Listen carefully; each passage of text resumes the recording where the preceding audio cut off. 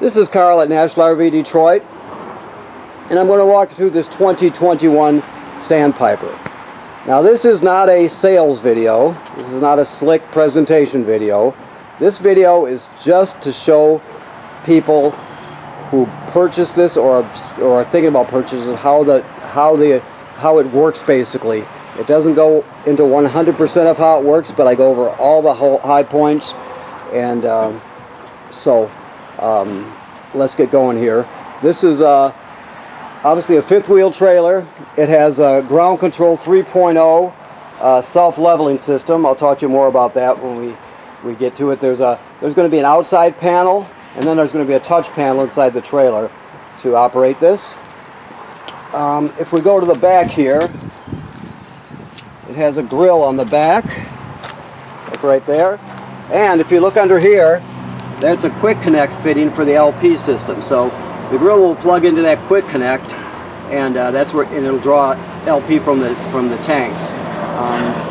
You can plug anything into there, as like a grill or a griddle, whatever, as long as it's a low pressure RV appliance. It has to be low pressure. Okay, so let's go here. Behind here is just a dorm refrigerator, 110 AC. As soon as you plug the trailer in, it turns on. Okay, now this is the vent for the range hood. Keep in mind that there's a baffle on there, so you have to get up on a ladder. If you're going to use the range hood vent, the fan, you'll get up there and you'll just go to those thumb holes and just pull out the baffle so it flaps freely.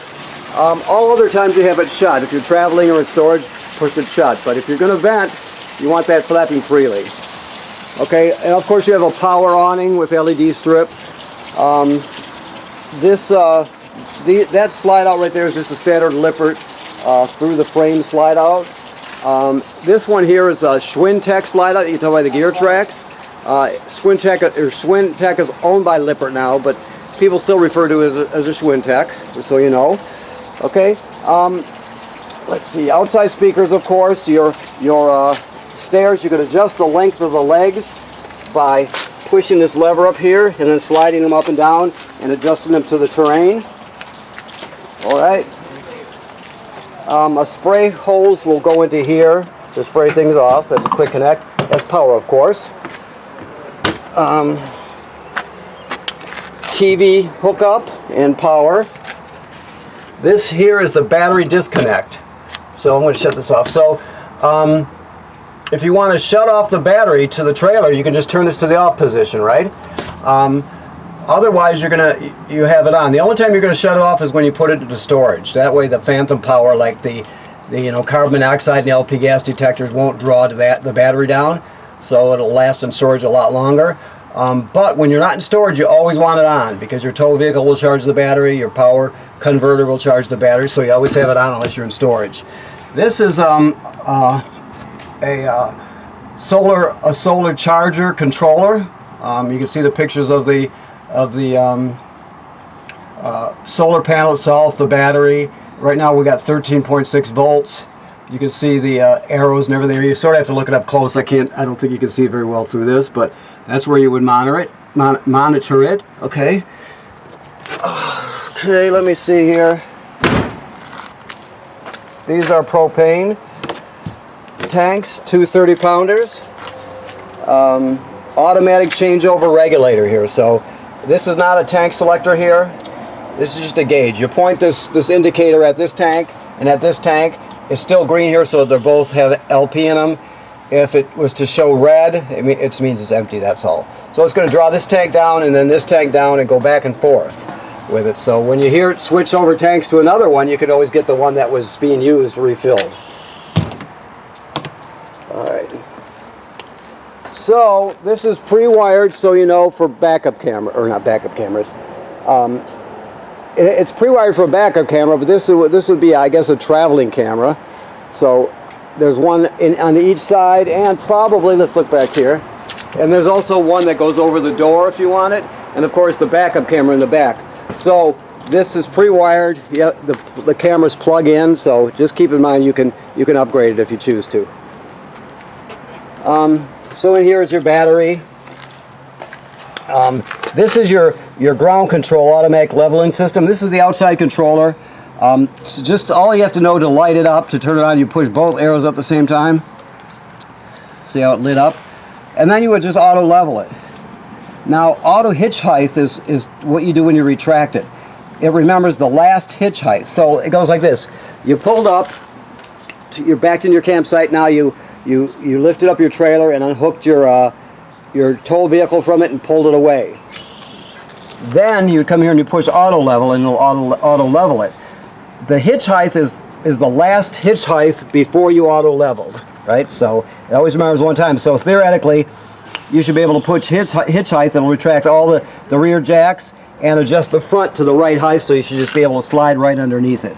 Okay, now if you go to the inside the trailer, which we'll do obviously, there's a more comprehensive panel that gives you more options. I'll talk to you about that when we get in there. Also keep in mind there is a directions right here on the inside of this door here. All right. Okay, so this is another sprayer, another faucet.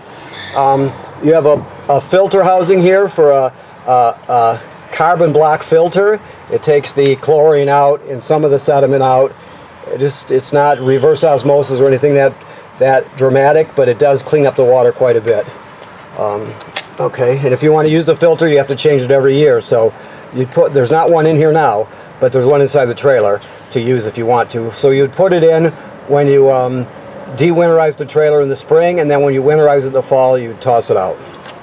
Okay, so to adjust let's say this is where your city water hooks up right here. Okay, so if you look at all the pictures of these valves here, the different configurations, city water is the most common. So right now, if you look at it, we're in city water mode, right? So you would just turn on the water and you're all set. Now if you want to if you want to fill your water tank, let's say you went to an older state park that does not have plumbing on the campsites, but it has a fill station when you first come in, you would put it in this position, hook the hose on there, fill it up, all right? Then you would go into dry camping mode, for example. If you want to sanitize by drawing some kind of sanitizing solution through the system, you would use this configuration. And when you winterize, you use this one here, okay? It's pretty simple. And one last thing, this is the black tank flush. If you want to flush your black tank, after you dump it, you would leave the valve open, put the hose on here, turn it on, and it'll spray out the inside of your black tank, clean off the sensors, that sort of thing. It's a really good thing to do. So that was the flush your black tank, okay? All right. And this is just the other side of your basement. That's your dump hose there, of course. You got a 50 amp power cord, 30 feet long. This is your fresh water drain right there. You can see the white gate valve. That drains your fresh water tank. Those are low point drains there. Those black or blue and red hoses with the valves on them. Those are for when you winterize and de-winterize, right? Okay, so we come back farther here. Just so we know, that one is a Schwintek slide 2, and this is a Lippert through the frame slide out right here. Okay, this is where you hook your dump hose to. Now, the getting to see these, I'm in water here, of course. You can't kneel down. I guess I can kneel down, I don't have much choice. But in the frame, maybe I can get a good picture of it just by doing this. Let me look. They're right there, so you can see the valves. They're right in the frame there. You got 2 gray and a black. One gray is going to be the galley tank, which is for the kitchen sink. The other gray is going to be for the sink and shower in the bathroom, and then the black tank, of course, is the toilet. So you dump the black first, then the 2 grays, just because the gray is cleaner water than the black. And after you've done that, you keep the black tank open and hook up the hose to the flush and flush out the black tank, clean off the sensors, that sort of thing. Okay? All right. I'm sure you know all this, but I have to assume that you don't, just because, you know. Let me just set this here so I don't drop it. Just because some people are new to this. So, okay. So this is your water heater. It's a 10-gallon water heater. Right now it's empty. I'm not exactly sure why it's empty, but it'll be filled and ready to camp in when you pick it up. This is your drain plug. This is your anode rod. It goes right in there. Okay. Now behind this cover here is an electric heating element. This switch here operates that. So it's off right now, and there's also going to be switches inside the trailer. The thing is, you never turn this on unless there's water in the tank. Right now it still has the tank drained, so if you turned it on, you'd burn out the heating element. It's called dry firing it. So you always want to make sure there's water in it before you turn it on. This also works on gas. There's a gas valve, so I'll show you that when we get inside. Okay. That's your grill, of course. Your backup camera that you're pre-wired for. You have a ladder on the back, which is great because when you own a trailer, you have to inspect the roof every 90 days. So make sure you go up there or have somebody else go up there every 90 days, check out the sealant, make sure there's no cracking or separation, make sure there's no damage to any kind of the attachments, the roof, or the ceiling vent covers, the roofing material, that sort of thing. Just give it a good look over and make sure everything's okay. If you see an issue with it, make sure you take care of it immediately. Okay, so let's go inside.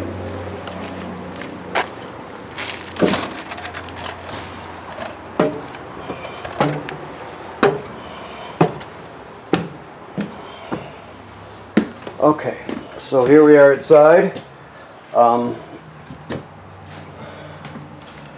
Okay, so this is the control panel here. You check, you just have one black tank and two gray, so keep that in mind. So you just use black tank 1. Check it here. You check your gray, your galley tank, which is the second gray tank there. Your fresh water is right here. It's got about a third in it right now. And your battery is totally charged. So that's how you check that. Now the the water heater on electric is right here. Right, remember what I said, there's another switch outside for this. So the electric has 2 switches. Never run it without water in it, and that's to light it on gas. Your awning, for your power awning, just make sure that you never leave the awning out unattended. If you're leaving the campsite, roll it in. Okay, those are lights there. And your slide rooms, 4 slide rooms right here, okay? Now this is going to be for your leveling system here, so you just push it right there. And so you just have more options. So you really have to read up on it to learn the whole thing, but basically you're going to go into, let me do this here, I can take my glasses off so I can see. You're going to use this to select auto retract. Manual, if you do manual, you can check, you can operate it from here, all the different jacks. You can auto retract from here, but you have to press enter. So anything you scroll to, you have to go to enter, okay, to select it. When you push just the auto level right here, auto hitch, you just push it. You don't have to scroll or select enter, okay? So basically the auto hitch and the auto level are the same as you have outside, but it just has more options here in this thing here, okay? All right. Let's see here. This is your power converter down here. This converts 110 AC to 12 volt DC, so keep in mind that's where your 12 volt power comes from, that and the battery. Also, this will charge your battery. When you're plugged in, this will send 12 volts to your battery up front, and it'll send as many amps as it needs to keep it charged. This is, of course, is your vacuum, I believe. Better look before I say so. Oh no, I'm sorry. This sorry about that. This is the 12 volt side of the converter here. So those are the fuses, the 12 volt fuses. Okay, I wasn't even close when I said the vacuum, huh?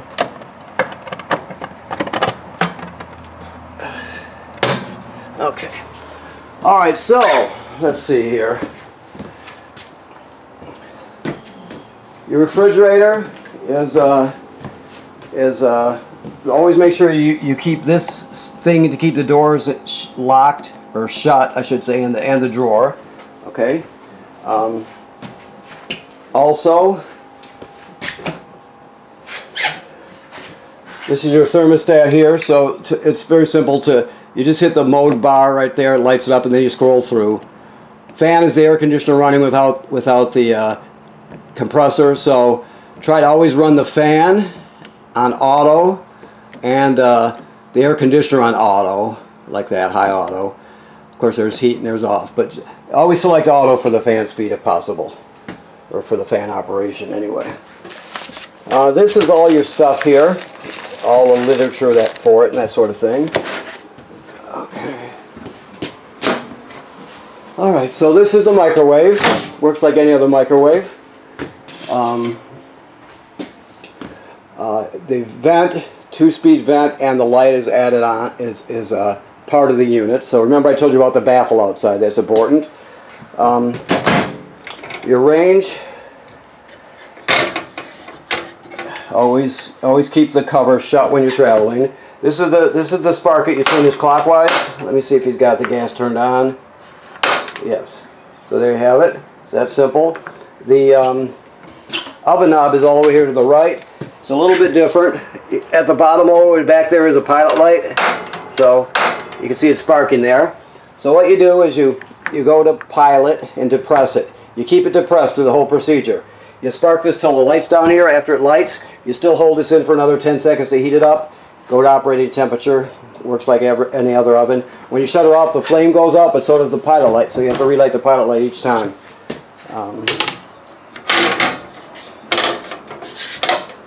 Alrighty, so this is your LP and carbon monoxide detector. It should always be green. There is a self-test button on it. If you ever want to test it, you just push the button on the front.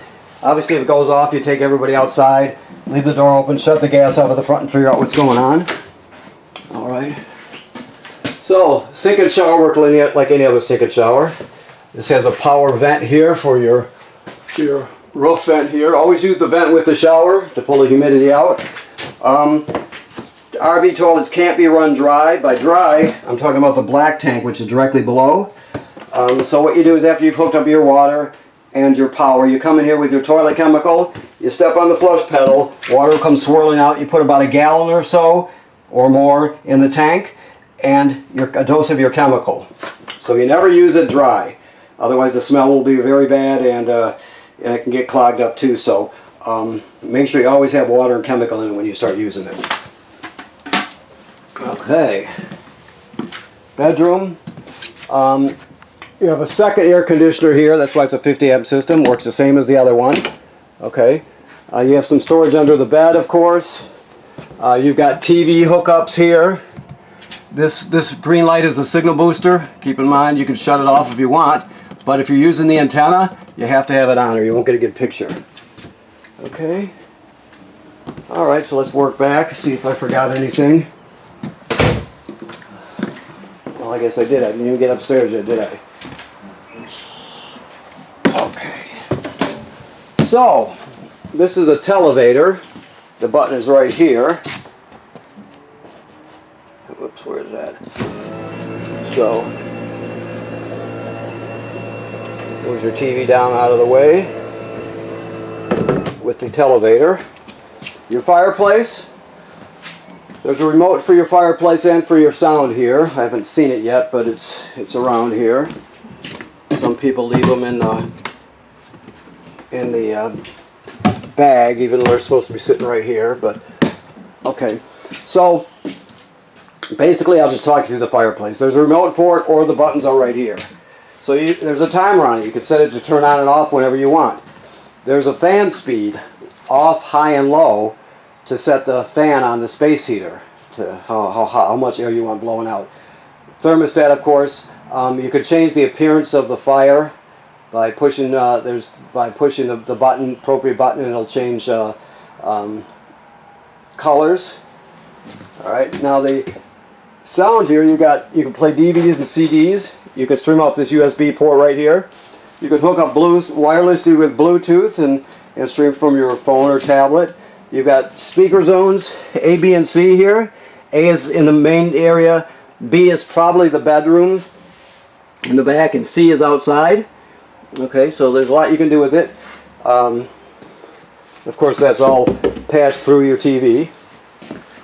Alright, so these are hide a bed here. So you pull the cushions off, then you're going to grab it here and you're going to fold it out, 3 panels, and then drop the back panel in place. You've got a bed. This is probably the same, so you got a second bed here. Yep, sure enough, a second one. These are theater seating right here, so that's pretty self-explanatory. Yep, sure enough. So you have theater seating. Let me look around here, see if I've forgotten anything. I don't think I have.